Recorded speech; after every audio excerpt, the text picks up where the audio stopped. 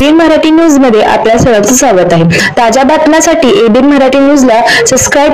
सोलापूर कृषी उत्पन्न बाजार समिती सोलापूर या बाजार समितीच्या संचालक मंडळ निवडणूक सन 2024-25 ते सन 2029-30 या निवडणुकीमध्ये रविवार दिनांक 27/4/2025 रोजी प्रत्यक्ष मतदान होणार आहे।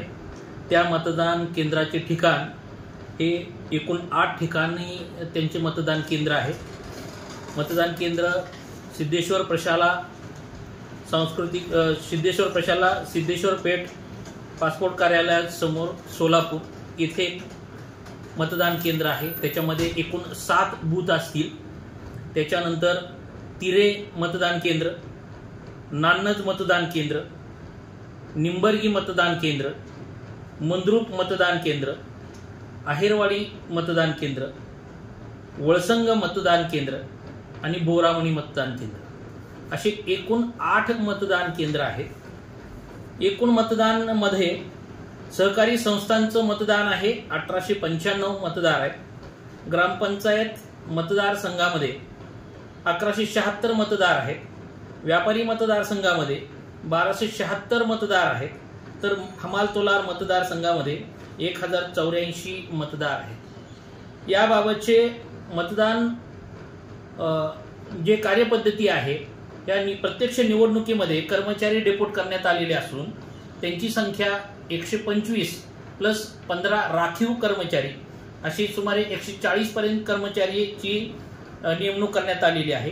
पोलीस बंदोबस्त हा सिद्धेश्वर प्रशालेमध्ये 1 अधिकारी प्लस 2 पुरुष पोलीस कर्मचारी प्लस 2 महिला पोलीस कर्मचारी असा असून इतर सर्व 7 मतदान केंद्रावरती 1 पुरुष पोलीस कर्मचारी व 1 महिला पोलीस कर्मचारी अशा पद्धतीनं बंदोबस्त आयोजित करण्यात आलेला आहे।